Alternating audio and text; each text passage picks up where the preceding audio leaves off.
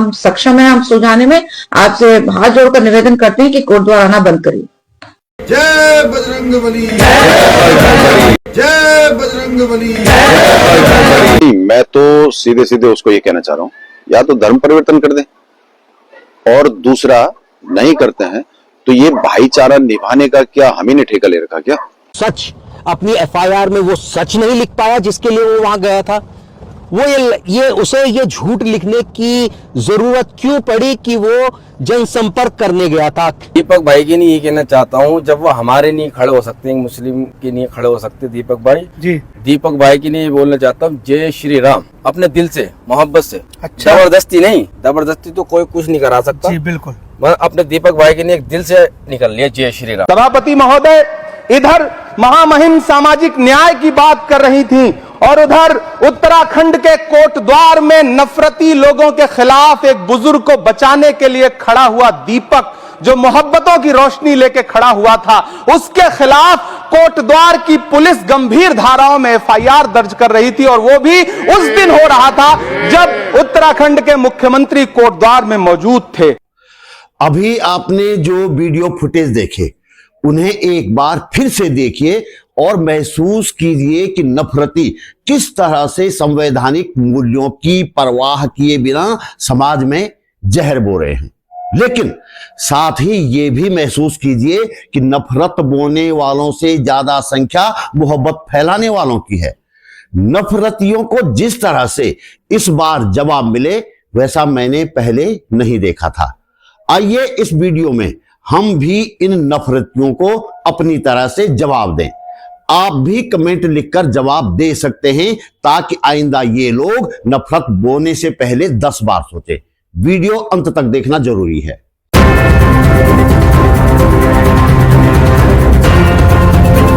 नमस्कार, बात बोलेगी चैनल पर आपका स्वागत। मेरा नाम है त्रिलोचन भट्ट और मैं करता हूं जन सरोकारों की बात। बात बोलेगी घोर आर्थिक संकट के बावजूद चलाया जा रहा है ताकि सरकारी और प्रायोजित खबरों के इस दौर में सच्चाई का एक छोटा अंश ही सही आप तक पहुंचाया जा सके। हमें आपके आर्थिक सहयोग की सख्त जरूरत है। कोटद्वार में दीपक कुमार, जो आजकल मोहम्मद दीपक के नाम से विख्यात हो गए हैं, और उनके साथी विजय रावत ने जो किया उसने उन्हें पूरे देश का चहेता बना दिया। लेकिन इसके साथ ही नफरतियों के पेट में मरोड़ों की फ्रीक्वेंसी बढ़ गई। तेज मरोड़ के कारण वे जगह जगह उल्टियां करते नजर आ रहे हैं। लेकिन उनकी इस मरोड़ का इलाज लोग तसल्ली बख्श तरीके से कर रहे हैं।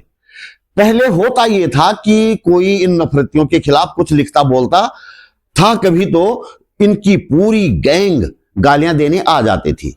इस बार ऐसा नहीं हुआ। इस बार लोग खुलकर नफरतियों को जवाब देने आए और उन्हें उनके दड़बों में घुसने के लिए मजबूर कर दिया।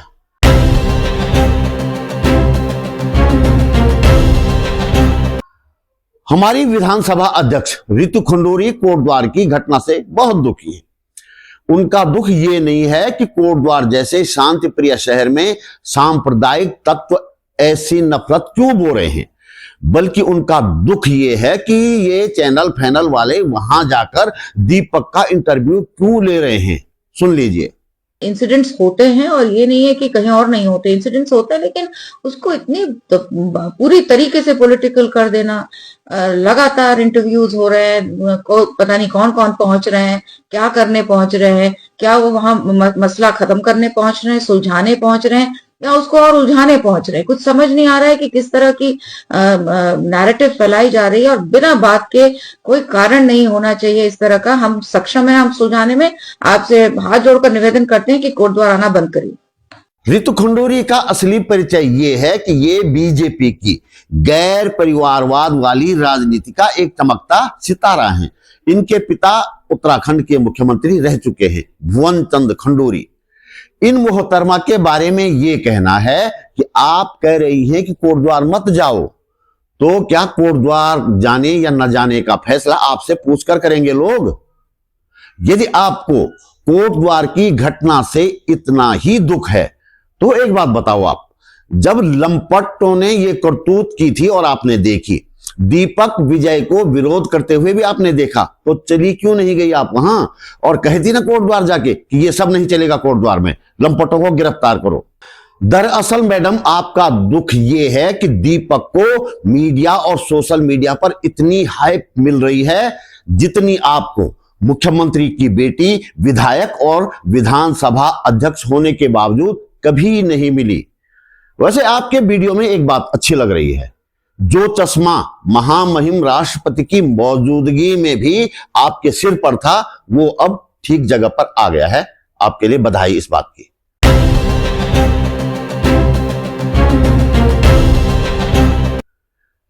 एक और है लखपत। लखपत तो वे पता नहीं है कि नहीं, लेकिन लथपथ जरूर हैं। नफरत में सिर से पैर तक लथपथ हुए पड़े हैं। वैसे इनको मैं दूसरे प्लेटफॉर्म पर जवाब दे चुका हूं, वहां का जवाब यहां दोहरा रहा हूं। पहले लथपथ के मुखारबिंद से सुनिए और इनकी नफरत का अंदाजा लगाइए। मैं तो सीधे सीधे उसको ये कहना चाह रहा हूं, या तो धर्म परिवर्तन कर दें, और दूसरा नहीं करते हैं तो ये भाईचारा निभाने का क्या हम ही ने ठेका ले रखा क्या? जब कश्मीर में धर्म पूछ करके हिंदुओं की नृशंस हत्या की गई, उस समय ये मोहम्मद दीपक जी कहां थे या अन्य लोग कहां थे? और आज यदि हम ये कह रहे हैं आप व्यवसाय करिए, अपने नाम से करिए, ठीक है, वहां बजरंग दल के कार्यकर्ताओं ने कहा कि ये बदलिए, तो बदलना चाहिए आपको, अपने नाम से करिए ना। आप हिंदुओं के नाम से क्यों करते हैं?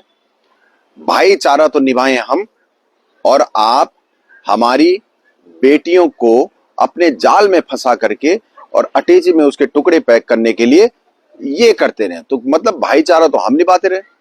और मैं तो कहूंगा दीपक जी के लिए कि उस दिन, जिस दिन हिंदुओं की नृशंस हत्या हो रही थी कश्मीर में जाकर के, उस दिन एक भी इनके धर्म का क्यों नहीं आया उन हिंदुओं को बचाने के लिए? धर्म पूछ पूछ कर मार रहे थे।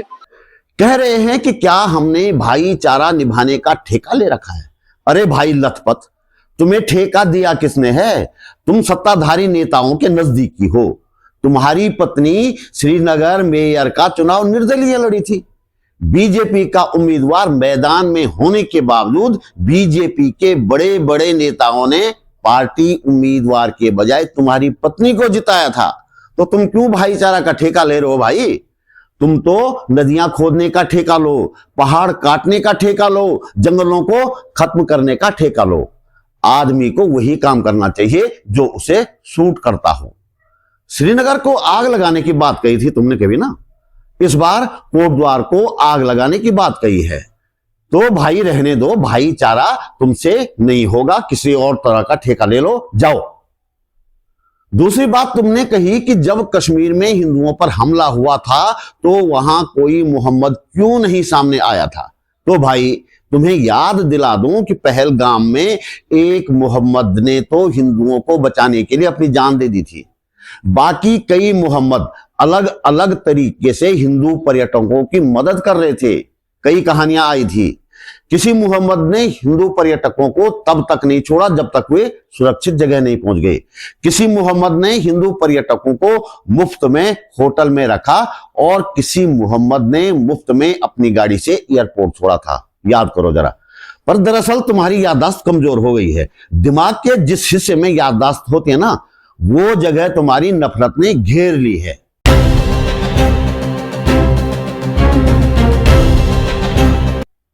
और हमारे मुख्यमंत्री, जिन्हें अमेरिका की संस्था Center for the Study of Organized Hate और इंडिया हेट लैब की रिपोर्ट में नफरती भाषण देने में पूरे देश में नंबर 1 बताया गया है, वे ऐसे नाजुक मौके पर ये जो कर रहे हैं, ये कोई भक्ति भाव नहीं कर रहे हैं, ये कोई भक्ति नहीं है उनकी, बल्कि इशारा कर रहे हैं, संकेत दे रहे हैं।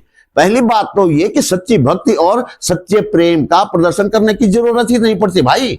दूसरी बात, यदि अपनी हनुमान भक्ति का ये सर्टिफिकेट आपको देना ही था तो कुछ दिन बाद दे देते, लेकिन पुष्कर सिंह धामी ने ऐसा नहीं किया। तुरंत गर्म लोहे में चोट मारना बोलते ना, ये इन्होंने किया है।